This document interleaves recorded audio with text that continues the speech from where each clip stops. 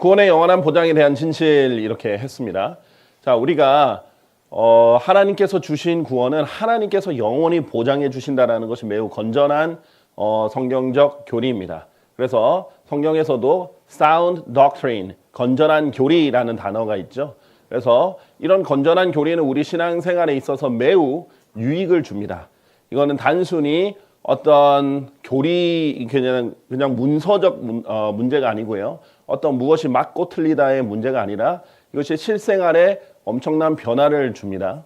예를 들면 구원의 영원한 보장의 반대말은 뭘까요? 구원을 잃어버릴 수 있다라는 거겠죠.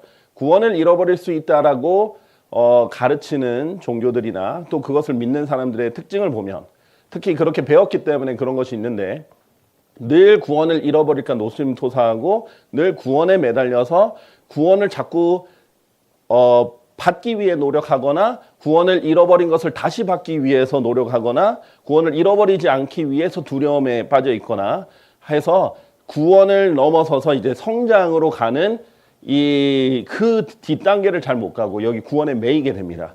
그리고 특정 종교에 매일 수 있는 확률이 굉장히 높아지죠. 그 가장 대표적이고 오래된 이단이 로마 가톨릭이죠.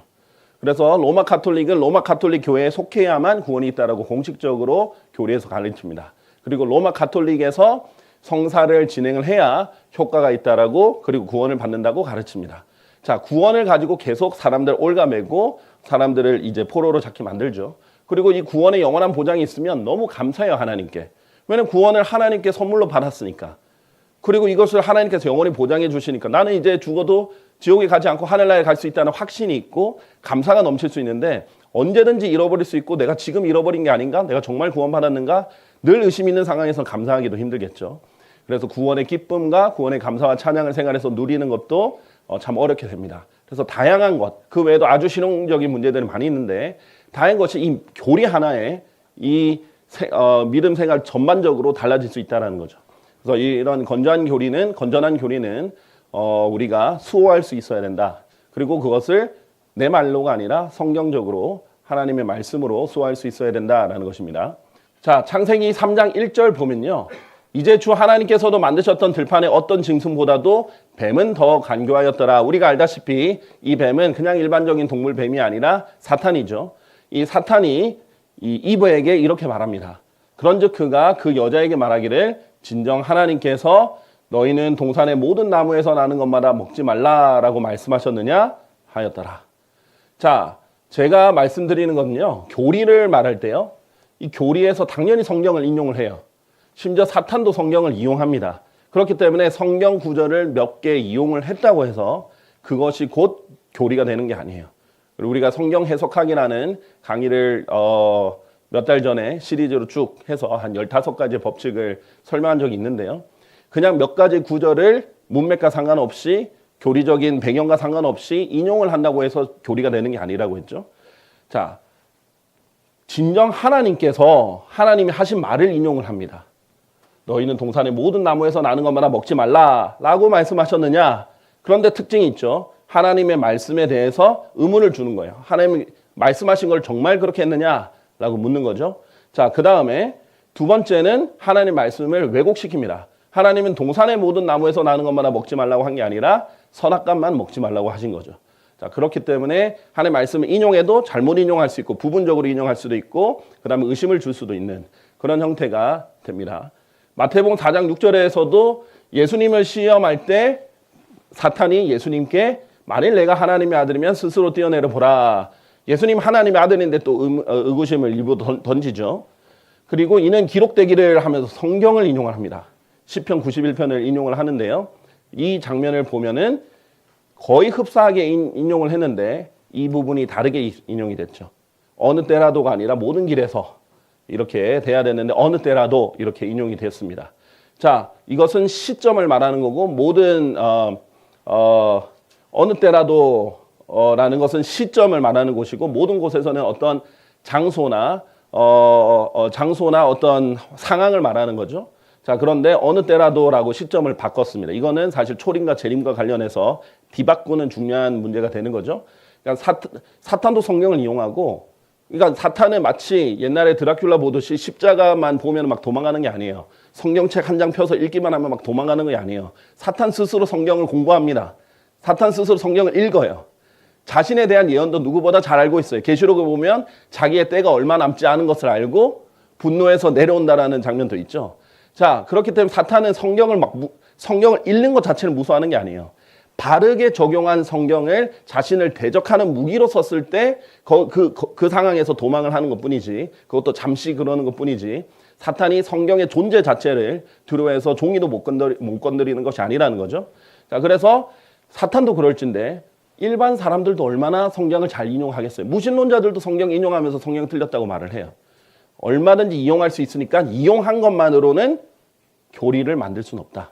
자, 그래서 잘못된 진실, 구원의 영원한 보장을 잘못 이해한 그리고 구원의 영원한 보장이 아니라 구원을 잃어버릴 수 있다라고 생각하게 만드는 구절 몇 가지만 볼 텐데요. 마태복음 7장 21절이 대표적으로 있습니다.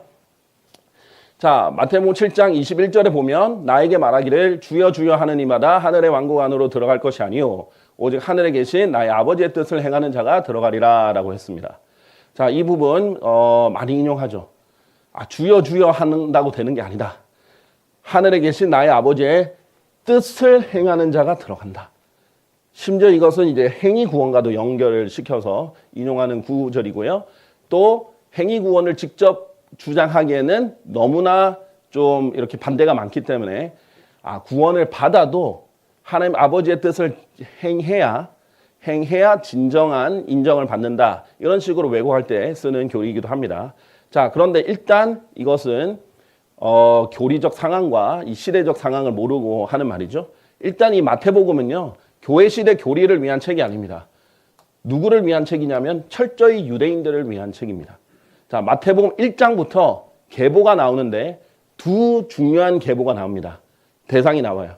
바로 다윗의 아들이요, 다윗의 자손이요, 아브라함의 자손인 예수 그리스도에 대해서 얘기를 하면서 다윗의 언약과 아브라함의 언약을 계승한 자로서 제시가 됩니다. 특히 다윗 왕이 더 강조가 돼요. 그래서 다윗이 아브라함의 자손인데도 불구하고 다윗의 자손이 먼저 나와요.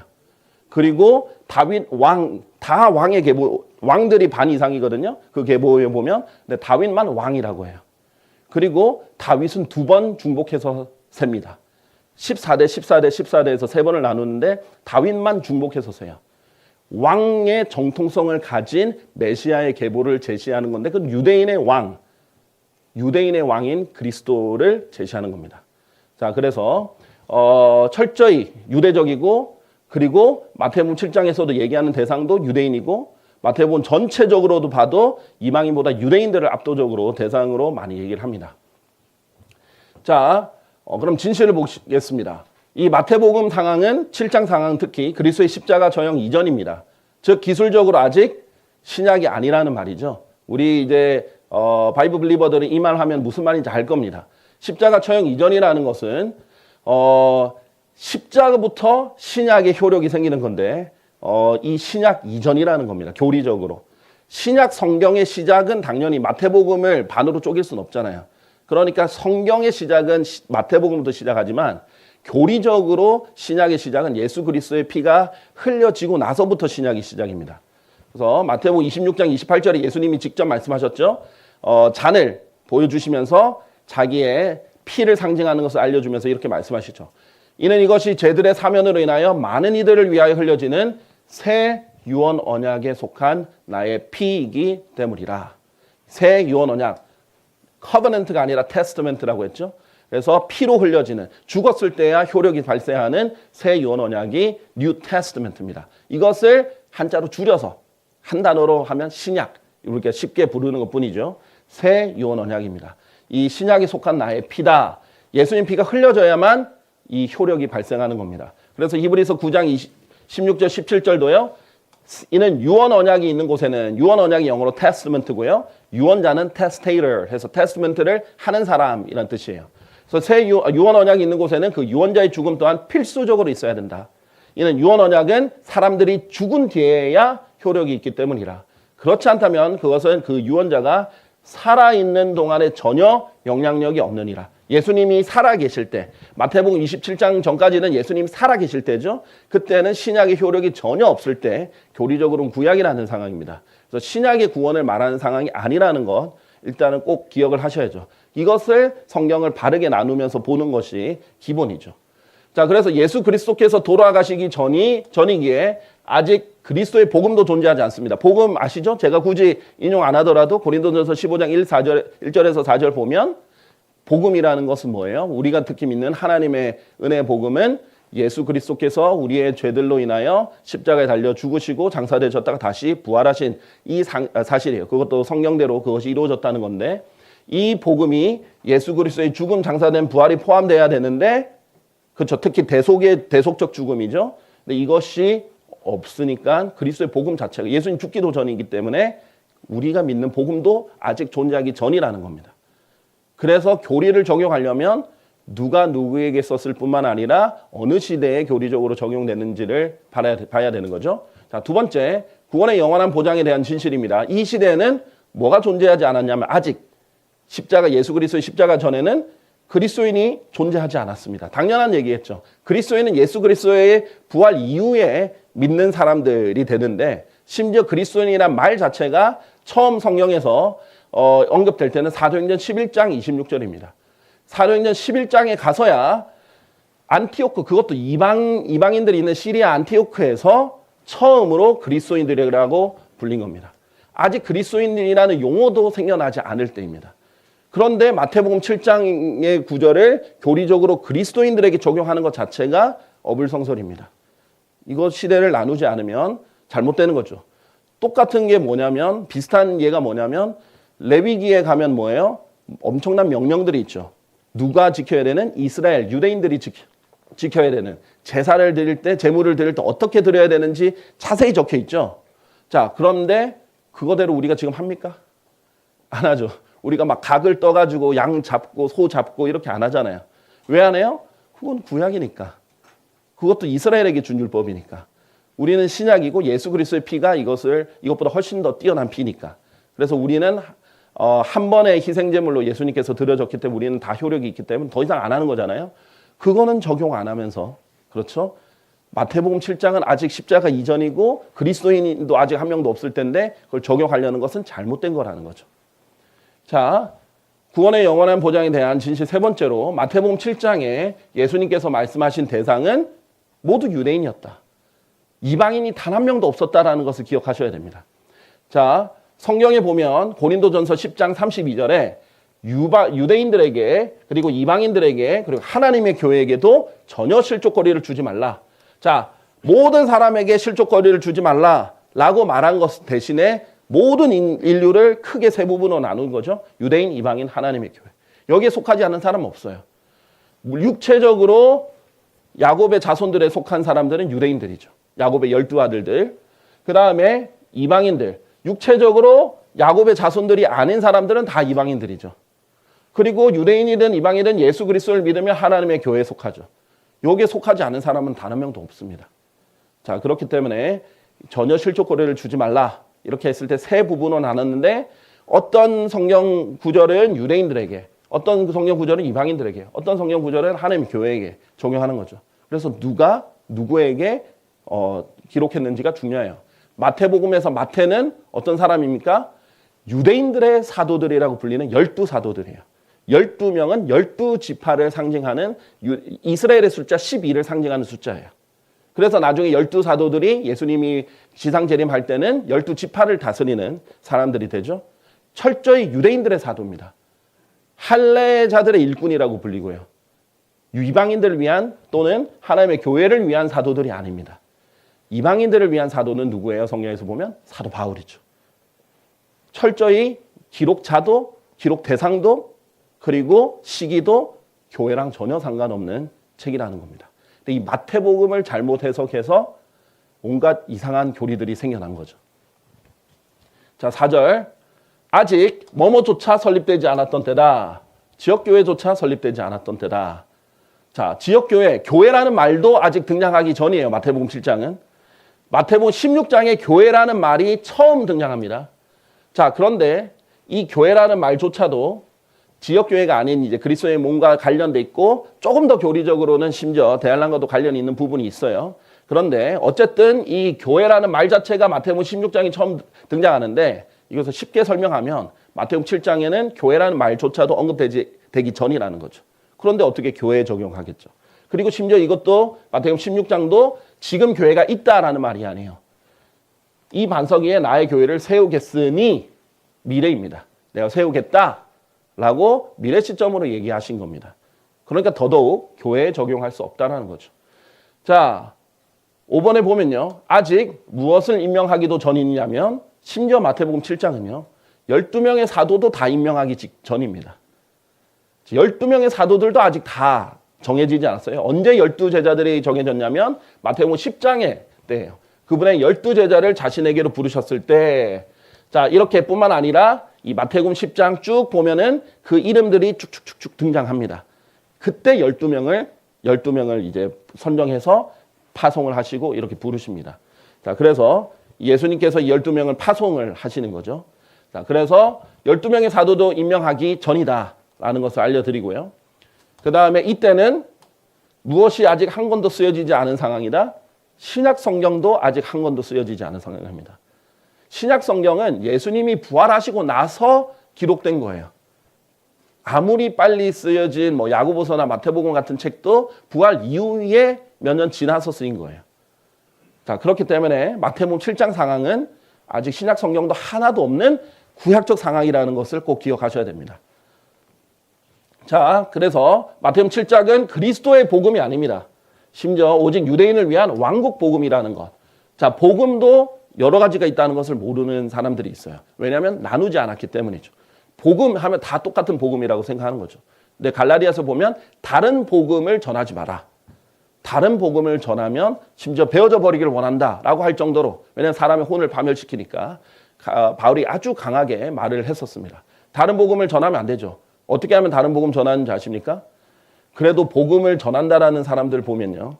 그게 여호와의 증인이든 그게 뭐 안식교도이든 어떤 사람이든 복음을 전한다는 사람들은 성경을 인용하겠죠. 근데 성경에 있는 다른 복음을, 다른 시대의 복음을, 다른 대상을 위한 복음을 가지고 와서 지금 교회 시대에 전할 때 저주를 받는 겁니다. 필연적으로 시대와 대상을 나누지 않으면 엄청나게 열심히 하나님 위해서 무엇인가를 했는데 자기는 저주받을 일을 하게 될 수 있습니다. 자, 마태복음 10장 상황을 보면요. 예수님께서 이 12명 파송하시면서 뭐라고 하셨죠? 너희는 이방인들의 길로 들어가지 말며 사마리아인들의 어떤 도시로도 진입하지 말라. 오히려 그보다는 이스라엘 집에 잃어버린 양들에게로 가라. 자, 뒷부분에도 언급하겠지만 철저히 이스라엘 위주의 말씀이에요. 12제자들에게, 그것도 유대인들의 사도들이죠. 그러면서 뭐라고 말을 해야 되냐면 하늘의 왕국이 가까우니라 라고 선포하라 라고 했습니다. 복음의 내용이 뭐냐면 주 예수 그리스도를 믿으라가 아니에요. 복음의 내용이 예수님께서 우리의 죄들을 대신해서 십자가에 달려 죽으셨습니다. 이것이 아니에요. 하늘의 왕국이 가까우니라 이것이에요. 그럼 지금 우리가 복음 전할 때 이렇게 안 하잖아요. 이게 핵심이 아니에요. 왜냐하면 유대인들은 정말 하늘로부터 내려오는 하나님께서 주시는, 그리고 지상에 세워질 왕국을 기다렸습니다. 메시아가. 그래서 하늘의 왕국이라는 게 하늘에 있는 게 아니고요. 하늘에 있는 왕국이 아니라 하늘로부터 내려오는 왕국입니다. 그래서 우리 소위 주기도문 보면 뭐예요? 하나님의 뜻이 하늘에서도 이루어진 것 같이 땅에서도 이루어지길 원하고 아버지의 왕국이 여기도 임하기를 바란다 라고 하는 게 기도 내용이거든요. 그게 마태복음 6장이에요. 즉 하늘처럼 지상에도 그 왕국이 세워지기를 바라는 기도고, 그게 유대인들이 바라던 유대인들을 위한 지상 왕국입니다. 메시아가 세우는 거죠. 자, 그런데 이것을 선언하는 거예요. 왜? 왕이 오셨으니까. 왕국에서 제일 중요한 요소, 왕이 오셨으니까. 가까웠죠. 그래서 받아들이기만 했으면 유대인들의 원했던 그 왕국이 펼쳐질 수 있었지만 거절했죠. 그래서 연기가 됩니다. 그래서 예수님이 마태복음에서 하늘의 왕국의 비유를 들면서 멀리 갔다라는 것을 표현을 해주십니다. 자, 그래서 이 내용은 틀렸죠. 그런데 이 하늘의 왕국이 개역 성경에 뭐라고 돼 있어요? 천국이라고 돼 있습니다. 킹덤 오브 헤븐인데 천국이라고 하니까 뭐라고 생각하게 돼요? 저기 죽으면 가는 나라인가 보다. 그렇게 생각해서 이것을 천국 복음이라고 생각해서 저 용산에 살 때 특히 많이 들었습니다. 이렇게 차를 타고 다니면서 스피커로 이렇게 하시면서 마태복음 3장의 그 침례자 요한이 하듯이 회개하라 천국이 가까웠느니라. 회개하라 천국이 가까우니라. 무슨 죄 회개하라. 무슨 죄 회개하라. 무슨 죄 회개하라. 복음이 없어요. 그냥 다 회개하라밖에 없어요. 그것은 침례자 요한이 메시아를 준비시키기 위해서 사람들의 마음을 준비시키기 위해서 회개를 촉구를 했던 거예요. 우리의 지금의 구원이 아니라 그 내용을 지금 전하는 거예요. 그리고 우리는 구체적인 담배 피운 죄, 간음한 죄, 음행한 죄 이런 죄를 회개한다고 구원받는 게 아니잖아요. 그래서 잘못했을 때 제가 너무 가슴이 아팠어요. 그렇게 열심히 돌아다니셔서 이렇게 전한다고 하는데 다른 복음을 전하고 있는 거예요. 자, 이렇게 되는 겁니다. 그래서 마태복음 7장의 메시지는 교회 시대의 교리가 아니다. 그래서 하나님의 왕국과 하늘의 왕국의 차이를 알아야 돼요. 실질적으로 그 장로교, 감리교 및 주요 개신교도들의 교리에는요, 언약 신약이기 때문에 하늘의 왕국과 하나님의 왕국은 같다라고 가르칩니다. 그렇기 때문에 교리가 섞여버려요. 영적인 왕국인 하나의 왕국과 물리적인 왕국이고 정치적인 왕국은 하늘의 왕국을 섞어버렸기 때문에 같은 것으로 봤기 때문에 오해가 생겼죠. 로마서 14장 17절은 분명히 하나님의 왕국, 이건 영적인 왕국이거든요. 먹고 마시는 것이 아니요. 이렇게 물리적으로 먹고 마시는 게 아니다. 성령님 안에서 의와 화평과 즐거움이다. 라고 했어요. 심지어 예수님께서 하나님의 왕국은 너희 안에 있다. 너희 가운데 있다. 이렇게 말씀하셨습니다. 그런데 하나님의 왕국은 하나님 왕국이 아니죠. 여기서는 하늘의 왕국입니다. 자, 하늘의 왕국은 물리적이고 정치적인 지상 왕국입니다. 물리적이고 정치적인 지상 왕국. 자, 보세요. 마태복음 11장 2절에 보면요. 계속 마태복음 나오죠. 여러분, 하늘의 왕국이라는 용어 자체가 마태복음밖에 안 나와요. 성경 전체 아무리 다 잡아도 하늘의 왕국, 킹덤 오브 헤븐은 마태복음만 나오는 겁니다. 매우 유대적인 요소예요. 직접 찾아보시면 돼요. 그리고 침례자 요한의 날들부터 지금까지 하늘의 왕국은 폭력을 겪는데요. 저기 하나님이 계신 천국이 폭력을 겪을 수 있을까요? 하나님 버젓이 계신데 누가 폭력을 행사를 할 수 있겠습니까? 지금까지 계속 폭력을 겪는다는 거예요. 그리고 폭력적인 자들이 그것을 강제로 찬탈한다. 아니, 천국 강제로 폭력적으로 찬탈할 수 있습니까? 못해요. 절대 불가합니다. 하나님이 계신 천국을 누가 이렇게 할 수 있겠어요? 천국이 아니고 하늘의 왕국이에요. 자, 하늘의 왕국은 뭐예요? 하늘로부터 오는 왕국이에요. 즉 쉽게 말해서 지상 왕국이에요. 물리적이고 정치적인 지상 왕국인데 계속해서 특히 이스라엘을 생각해 보세요. 계속 폭력을 겪었죠. 지금도 폭력을 겪고 있죠. 이스라엘은. 그리고 폭력적인 자들이 그것을 강제로 찬탈하죠. 이스라엘을 얼마나 많은 국가들이 점령을 했습니까? 아시리아, 바빌론, 페르시아, 헬라 제국, 로마 제국, 그 뒤에도 계속해서 찬탈을 하고 뺏었죠. 왜? 전쟁을 통해서 폭력적으로 강제로 찬탈할 수 있잖아요. 그게 지상 왕국이라서 그렇습니다. 하늘의 왕국은 물리적입니다. 마태복음 13장 24절에서 30절인데요. 이거는 깊이 들어가면 좀 어렵지만 쉽게 해보겠습니다. 물리적인 왕국이라는 것에 초점만 가지고요. 자, 마태복음 13장 전체가 하늘의 왕국의 비유가 다 있다는 건 아실 거예요. 하늘의 왕국의 비유를 7가지를 얘기하셨어요. 근데 하늘의 왕국이 하늘이 아니고 하늘로부터 오는 지상 왕국이라는 것이 여기서도 드러납니다. 비유 제시하시면서 하늘의 왕국은 좋은 씨를 자기 밭에 뿌린 남자에게 비유되느니라. 비유로 쭉 얘기하시죠. 잘 기억해 보세요. 이 사람들은 예수님께서 직접 설명해 주세요. 이거는 어려운 비유가 아닙니다. 직접 다 설명해 주세요. 그러나 사람들이 잠든 사이에 그 뿌린 남자도 나오고 원수도 나오죠. 밀 가운데 밀이 있고 독보리가 있죠. 그리고 자기 길을 갔더라. 그러나 이파리가 돋아나고 열매를 내자 그때 독보리들 또한 나타났더라. 개역 성경에 이 독보리가 가라지라고 했는데 가라지는 밀과 너무나 다르게 생겼습니다. 가라지는 전혀 헷갈릴 필요 없어요. 독보리는 완전히 비슷하게 생겼어요. 특히 자라나는 동안은요. 완전히 자라면 또 차이가 있죠.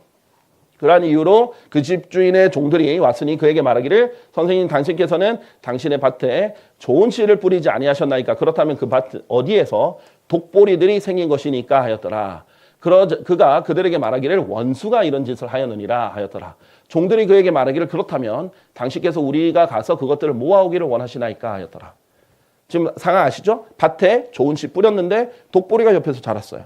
그래서 어떻게 독보리가 생겼습니까? 좋은 씨 뿌렸잖아요. 그랬더니 원수가 독보리를 뿌렸구나 라고 얘기합니다. 그러자 종들이 그렇다면 당신께서 우리가 가서 그것들을 모아오기를 원하시니까 독보리를 다 뽑아올까요? 모아올까요? 이랬더니 아니니라 너희가 독보리들을 모아오는 사이에 그것들과 함께 너희가 밀가지 뿌리 뽑을까 우려하노라. 헷갈릴 수도 있고 또 뽑을 때 옆에 영향을 받을 수도 있으니까 기다려라. 나중에 양쪽 다 수확 때까지 기다려라. 그래서 자라게 두면 수확의 때에 내가 수확분들에게 말하기를 너희는 먼저 독보리들 한 대 모아서 그것들을 불태우기 위하여 그것들을 다발로 묶으라. 그러나 밀은 나의 곡간으로 모으라 하겠노라. 이렇게 말씀하셨습니다. 이걸 예수님이 설명하세요. 직접 37절에서 41절. 개인적인 해석을 넣을 필요가 없어요. 신천지처럼 비유풀이 해가지고 이상하게 영적으로 해석할 필요 없어요.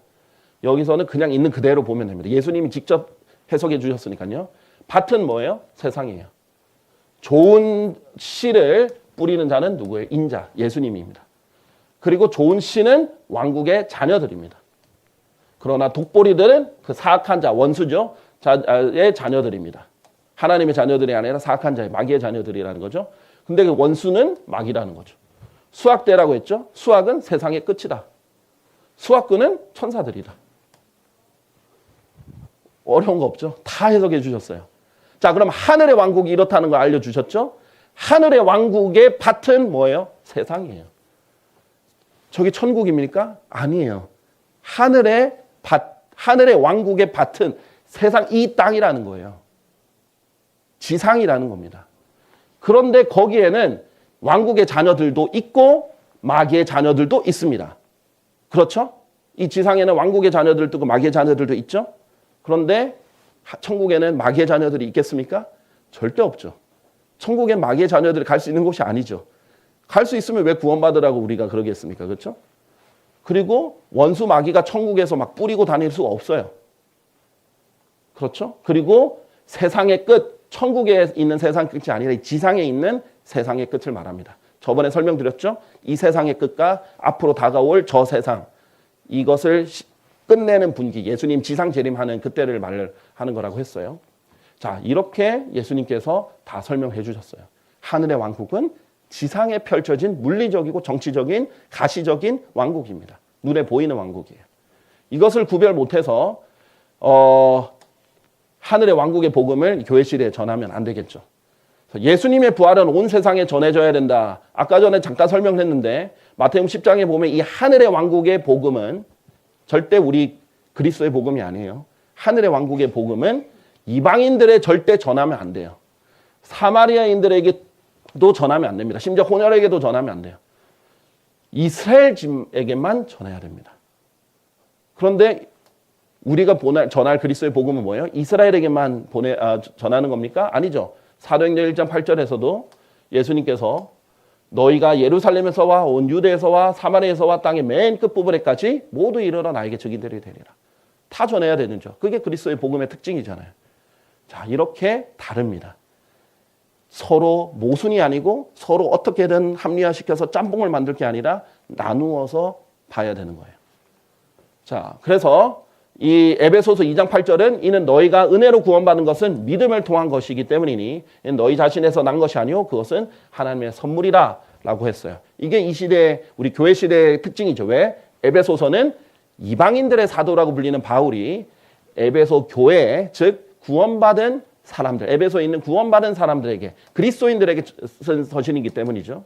마태복음은 12사도 즉 유대인들의 사도가 유대인들에게 기록했고 그 다음에 십자가 이전을 다루고 있는 거죠. 유대인들을 향해서. 그런데 이것은 행위가 있어야 된다라고 말을 하고 이거는 선물이다라고 얘기를 하는 거예요. 이게 다르다는 겁니다. 그래서 성경 공부의 핵심은 결국 진리의 말씀을 올바르게 나누는 것입니다. 그렇게 했을 때야만 우리가 바른 교리를 정확하게 알고 그다음에 하나님께 부끄러워할 필요 없는 일꾼으로서 또 인정을 받을 수 있는 사람이 될 수 있다. 이것을 말씀드리면서 오늘 성경 공부를 마치도록 하겠습니다. 감사합니다.